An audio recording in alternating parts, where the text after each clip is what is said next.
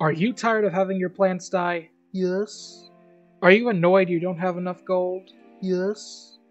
Do you wish you had that sweet, sweet Beast Moon gear? Hey, I worked really hard on this stitch. Well, have no worries, my friend. Today we will bring to you the ultimate guide to gardening.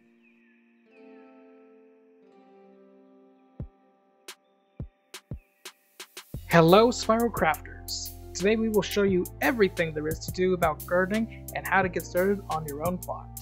Once you hit level 12, you'll get a notification from Linda Wu to come speak to her in the Life School. She will then give you the quest Green Acres. This is a pre-quest on how to start gardening. There's no way around this, and it gives great information about how gardening actually works. There are 4 stages in a plant's life: a seedling, young, adult, and elder. A seedling is the first stage in a plant's life. The seeds themselves can be found by mob drops, in-game rewards, drops from Crown Shop packs, or being sold by vendors. Each seed costs 2 energy to plant, and they have conditions on how they can be planted, such as soil type, soil size, and if they require a planter. Young is the next stage of life for a plant.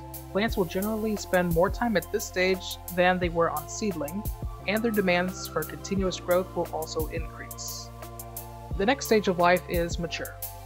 When a plant reaches this stage, you will have certain periods where you can start to harvest rewards as long as they remain at that stage. The rewards can include gold, housing items, treasure cards, pet snacks, reagents, and even another seed. The final stage in a plant's life is elder. At this point, that plant will no longer have any requirements in order to maintain itself. This stage gives the greatest rewards, however, they can only be harvested once. After the final harvest, they will disappear from your plot and allow you to begin the cycle anew. Unfortunately, there will be a lot of challenges in maintaining a plant, and if you're not careful, they can begin to decay. Wilting is a stage of life for a plant, and that basically means that their needs have been neglected. It is absolutely crucial that you give them what they need before they digress any further.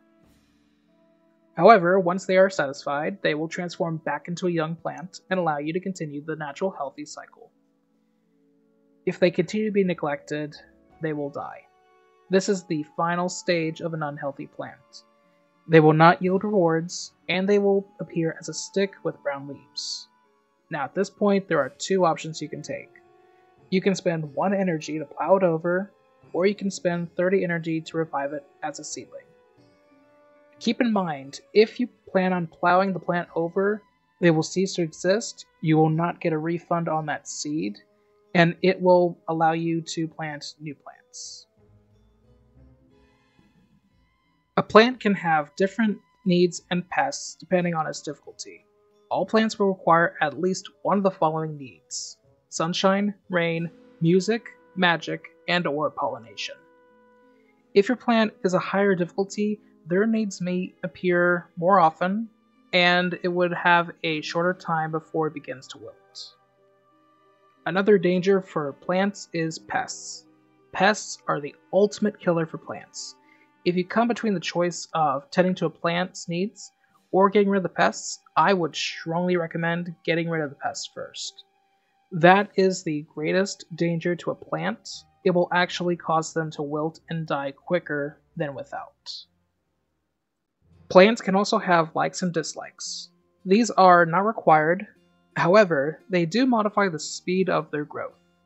Generally, plants enjoy the gnome housing decorations, so it's always nice to have a few on hand.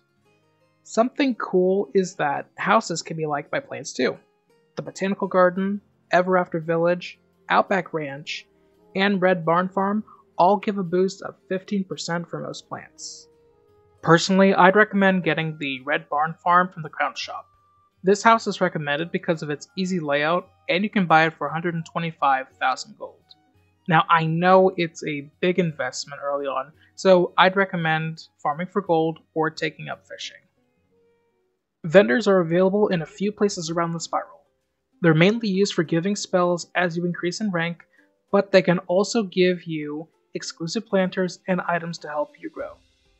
The vendors are Farley and Gollum Court, Charlie in the Oasis, Marley in the Jade Palace, Harley in Celestia Base Camp, Gnarly in the Savannah, Groundskeeper Vern in Pegasus Place, Roger the Shrubber in Caliburn, Barley in the Silent Market, and Ivaldi Silverpelt in Norgerlund. Bear in mind that there are a few that are locked behind quests and can only be accessed once the quest is complete. Roger the Shrubber is locked behind a quest in Avalon. Once you've reached level 10 in Gardening, talk to Sumner Fieldgold in Caliburn and accept the quest There's a Shrub. Barley is locked behind a quest in Chrysalis. Once you've reached level 15 in Gardening, talk to Zoltana the Mirror Mask in Bastion and accept the quest Bring the Green. People garden and put in so much effort just because the amount of rewards they give is staggering. As I've said before, the rewards range from gold, reagents, pet snacks, treasure cards, jewels, and seeds. Reagents can be very important if you don't like farming for them. One of, if not the most important reagent you can get from gardening is amber. Amber is used in crafting spells, including some game-changing spells such as Deer Knight, Ratatoskers Spin, and Pixie. My recommendation is to look for King Parsley. It's a level 6 plant, it has a lot of drops, it can even be dropped from mob fights. Another important reagent is Shocked Keys. They are mostly found in silver chests throughout the spiral, but they can also be found by gardening.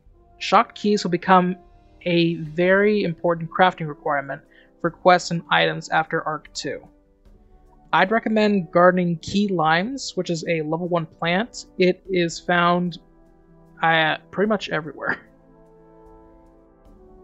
If you're a fan of PvP, there are a number of plants you can use to get some insane treasure cards.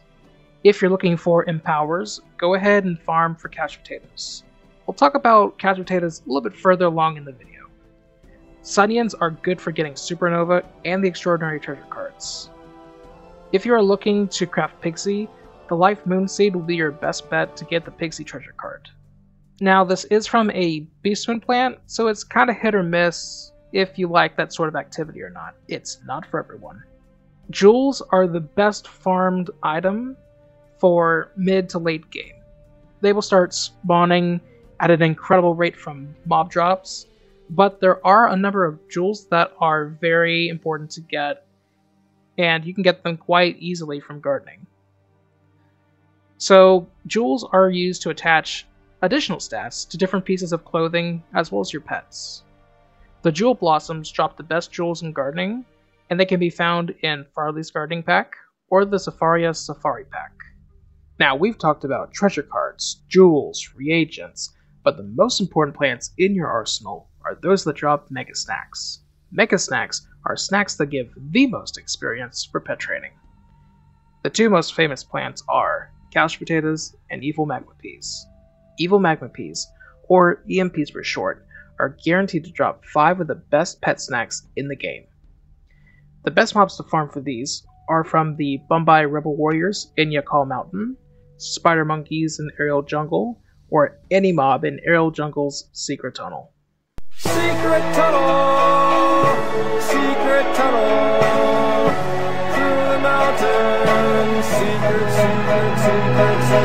tunnel, yeah! A major downside is that evil magma peas are harder to get than couch potatoes, and its wide range of mega snacks make it not as optimal to farm for, since you could get the 5th best or the 2nd best, and it's not guaranteed to be the best. Couch potatoes are not only used for mega snacks, but it's also used for treasure cards. Specifically, you can get the Empowered Treasure card. Not only do these sell for a lot of gold in the bazaar, but they're also used in a larger, more secluded market that trades empowers for crown items, such as packs.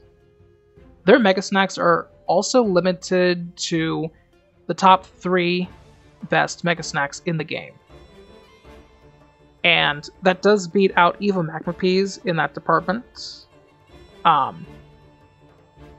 And they are actually easier to farm for than evil magma peas.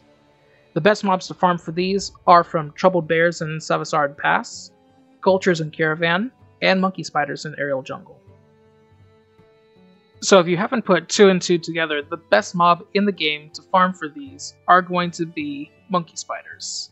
So you can get to the Monkey Spiders by going into the Aerial Jungle. It's a little bit hard to get to, so we're going to walk through how to get there. Once you enter the Aerial Jungle, you're going to be at the top of the hill. What you want to do is go all the way down the path, and almost immediately to your left, you're going to see a little cave with a spider web on it. Go inside of it, and you are going to come face to face with the monkey spiders right in front of you. And if you're lucky, there's going to be a group already there farming for exactly what you're looking for. Gardening is one of those side activities that gives you as much reward as you want, as long as you put in the work. I will put in some recommendations on other gardening videos in the description if you want to learn how to create the most optimal garden for couch potatoes and energy management. Thank you all so much for watching. We hope that we've helped you all understand gardening just a little bit better and its amazing potential. We'll see you all in the next video. Bye-bye.